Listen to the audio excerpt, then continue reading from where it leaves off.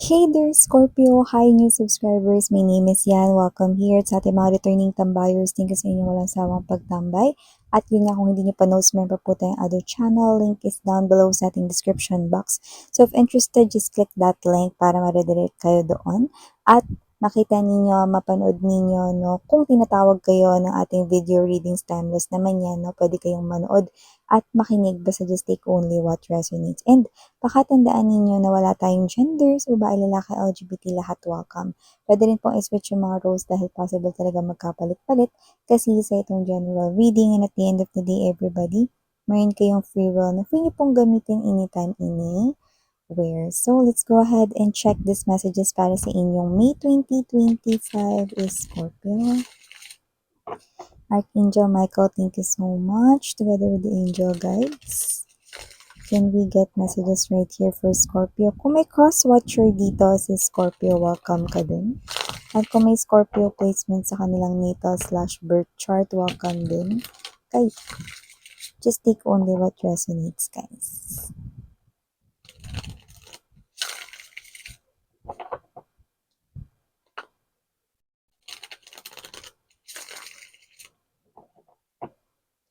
Okay, so let's go ahead and check these messages here for you, Scorpio. Scorpios, May 2025. So you do have here High Priestess, Judgment, two major arcanas already. Could be seeing a lot of number twos. Two, two, two, two, two. Two of coins, four of wands. Queen of swords, ace of coins. Present then king of coins. Here then three of coins. Bottom of the deck here for you, Scorpio, three of wands. Knight of wands. And the three of cups. Oh, five of cups, but I mentioned three of cups. Okay. Iba natin kasi nagre-reflect.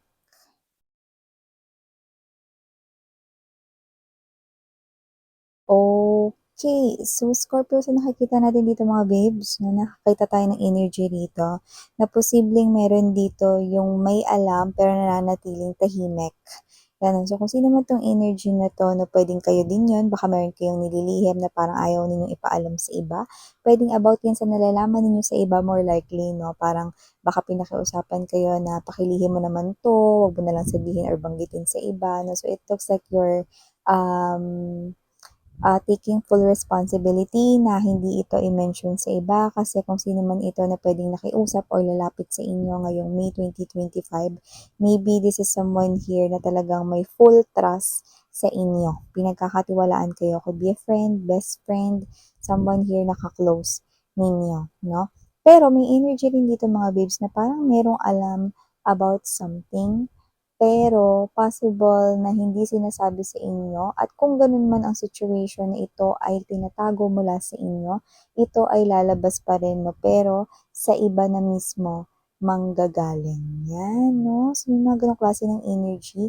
At kung ganun man yung mangyari, mga babes, so medyo nakakairita yun on your side, Scorpio, kasi parang mas gusto mo manggaling yun sa mismong tao, no? Na involved, no? Tapos malalaman mo sa iba. Yan. Kung ano man yan, hindi lang naman yan tungkol love life, no? Kasi may mga iba rin naman mga issues around you guys, no? Kaya ako binanggit yun kasi more likely, high chance, it's not related with love life. Pero, involved kayo. Maybe it's about friendship right here.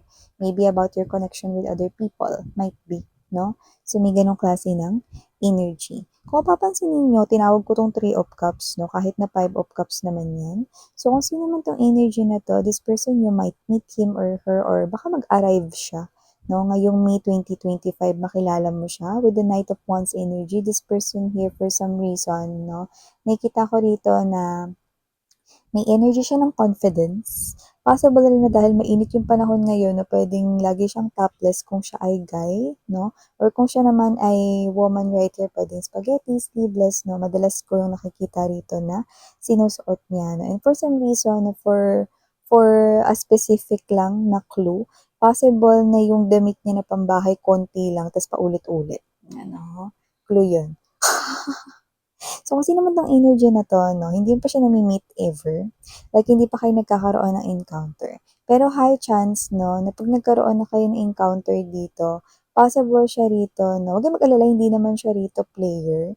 Pero nakikita ko rito mga babes, no, na baka lang naman may ma-fall, no, sa inyo sa kanya, no? Kasi nakikita ko that this person here is meant to stay naman sa life mo, pero as a friend lang, no? Pero baka at first, baka magka-crush kayo sa kanya kasi yung iba sa kanila talaga may itsura, no?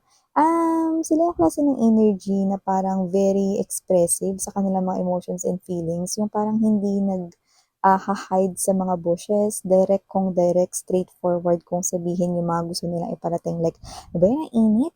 Gusto ko ata ngayon bumiling gulaman. May mga ganun, no? So, this is someone here who is honest, straightforward, okay? At yun nga, no, nakita ko rito na baka may ibang mga magka-crush sa inyo sa kanya, no? Pero yun nga, hindi ko nakikita rito na isa siya ritong love potential. Tapos nakikita ko rito, meant to stay siya, pero mas maganda yung relationship ninyo. Okay, na mabibuild as friends. Yan, no? Friendship, yung nakikita ko na itatagal ninyo nitong person na to. Huwag mag-alala kasi hindi naman kayo mape-friend zone for long kasi nakikita ko rito, no, na makikita nyo rin na ang role niya sa inyong life ay friend lang talaga. Okay? Pero speaking of new love, kung yun naman ang inyong wini-waitings dito, meron din. Lalo na kung palagi kayo nakita rito, no, ng number 2. Pwede mag-isa lang kahit iba yung partner na number. Pwede rin naman na triple 2 talaga, no? Or 2 lang, 'di ba? So, okay, sorry about that commercial mga babes, no? Balik na tayo ulit sa pinag-uusapan natin, Scorpio, no? So, nakita ko dito na kung hanap niyo naman ay new love yan, no? So, meron din kayo dito, lalo na kung nakita kayo ng twos, na ibig sabihin your soulmate is already around the corner. High chance, no, mga babes, no, na posibleng yung iba sa inyo, kilala niyo na po ito, no, nasa buhay niyo na siya, no? Kaya kung sino man siya, pwede ngayon palang magkaroon ng parang mga awakening moments, no, na siya yung the one here for you guys, no. So, hindi lang siya yung next relationship mo sa nakikita ko rito with the High Priestess and Judgment, kasi nakita ko rito ng solid foundation sa inyong dalawa. This is true partnership here that might lead to marriage, and this person right here is more than wedding ceremony ang nakikita ko sa inyo.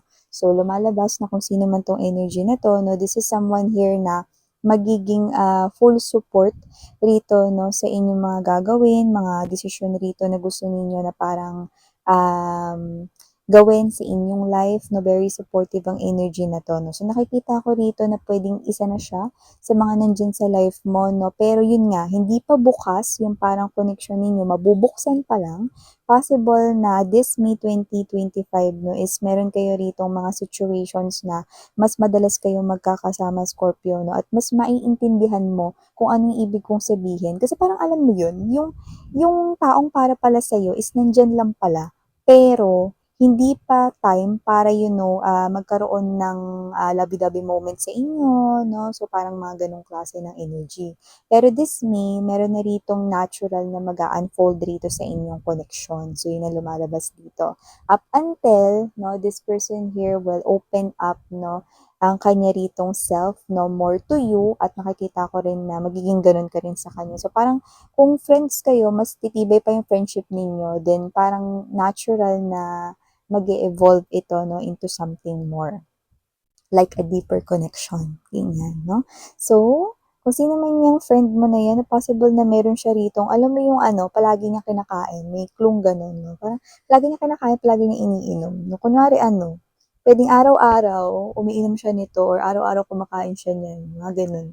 Or, parang, basta madalas. No, kunwari, kumakain siya niyan ngayon, bukas pwedeng hindi, pero next day kakain siya ulit niyan or iinom siya ulit niyan. Kunwari ganito, favorite niya siguro burger. Tapos burger merienda niya ngayon, bukas hindi muna, pero kakain ulit siya ng burger.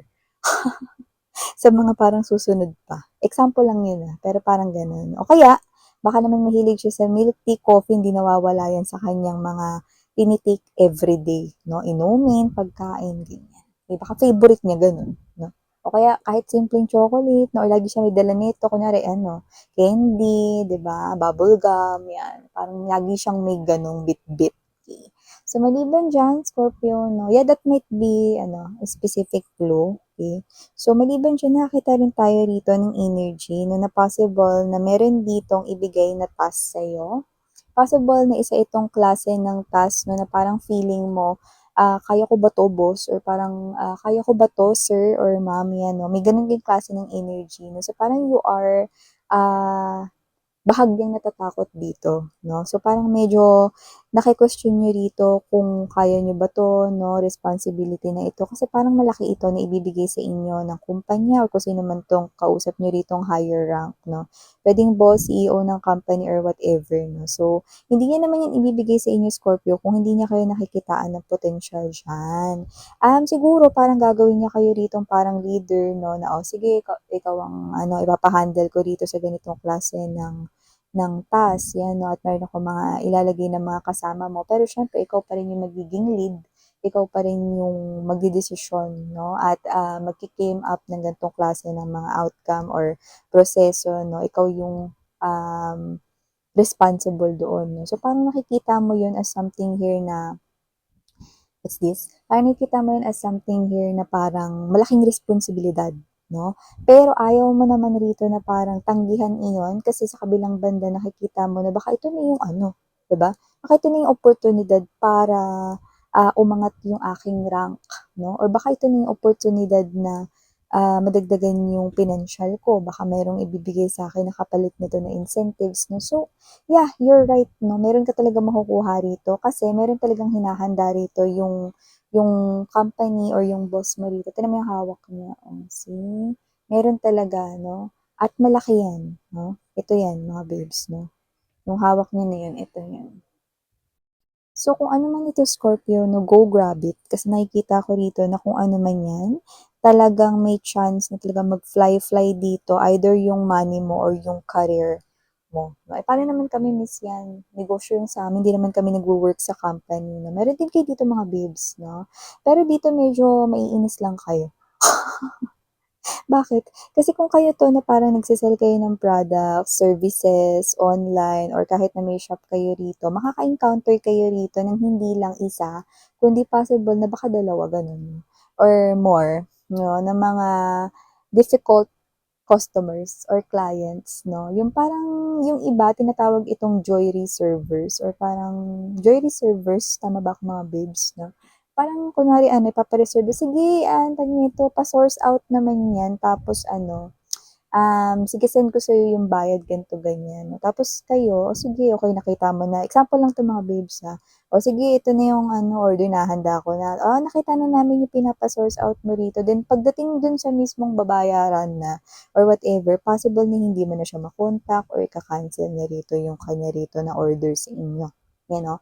O yung iba naman dito mga babes 'no, mahirap kausap 'no. Parang meron siya ritong pinipilit na sinabi niya pero wala naman sa conversation ninyo 'no. Kunyari sinabi, "Bakit wala 'to sa in-order ko? Kulang yung pinadala mo sa'kin." Pero upon reviewing 'no, upon tiningnan mo rin yung mga usapan ganyan, ganyan, pero pinipilit niya pa rin na nakausap niya kayo rito sa ganito, ganyan, na communication daw. Like puwedeng nakausap niya kayo sa phone, sinabi niya 'no, pero yun nga, walang talagang as in, um basihan na proof talaga na, okey ito talaga yung ano, yung sinabi niya na i-proceed ko or whatever 'no. So, may mga gano'n kayong mai-e-encounter 'no, pero magagawan naman ng solusyon dito 'no. Hindi naman 'yan makakaapekto sa kung ano man 'tong negosyo ninyo, whether this is small business ninyo or whatever 'no. Alam mo yung etong May lang siguro para dun sa mga may negosyo, meron at meron talaga kayong makaka-encounter na higit sa isa na mga difficult customers or buyers, no, which is hindi naman yun maiiwasan 'no. Pero maganda dito 'no, kung may mga ganyang customers, meron din naman tayong mga bagong pasok rito, mga bagong muka 'no, na tatangkilik rito sa inyong negosyo or sa inyong items. So yan 'no, yung nakikita natin dito mga babes. And also Scorpio, nakita rin tayo rito 'no, ng message here for you guys. Meron pala rito 'no, na isang person na, possible na kagaya mo din, mahilig rin siyang manood ng mga tarot or energy readings like this. At kung sino man siya 'no, this person right here, possible na hindi niya alam na ganito rin yung inyong hobby. Okay. So nakikita ko rito na magjo-jive ang inyong energy, okay, just because parehas kayo rito ng hilig 'no. Pero kung sino man itong energy na 'to 'no, yeah, that might be one of the clue. Pero kung sino man siya, possible na itong person na 'to 'no, is someone na parang, nanonood siya rito ng mga energy readings based sa kanya ritong iniisip. Paanong gano'n? Kunwari, Yung situation na to specifically ay tumutukoy at involve kayo. So, maybe this person here, meron siyang gustong malaman about you na nasa napipick up ko rito. Itong person na to no, is parang bago mo lang siyang makikilala. Pwedeng out of curiosity or whatsoever. No? So, manonood siya rito ng mga tarot readings pero yung intentions niya sa kanyang thoughts no, is anong klase ba to na parang person, si Scorpio, or magkakaroon ba kami nito ni Scorpio ng maayos na samahan, ganyan-ganyan. No? So, hindi ko naman nakikita na more likely about love lang yan. No? Pero hindi yan yung energy na magiging kaaway nyo. Like iba. Magaan yung energy natin sa kanya, no? At kung sino man siya rito, no? With the High Priestess energy, someone na pwede mong sabihan dito ng sikreto at hindi talaga yan lalabas. Oo. Hindi niya yan idadaldal sa iba kahit na sabihin nating matabil pa yung dila niya, if ever, pero tahimik lang siya. Okay? So, kung sino man tong energy na to, no, this is the person here who can keep a secret, no? Lalo na kung alam niya, no, at naiintindihan niya kasi ang bawat sekretong sinasabi sa kanya. So, ito yung mga messages right here for you, Scorpio, this May 2025. Again, I'm Yuriana on Sarang Love and Light. Ayun.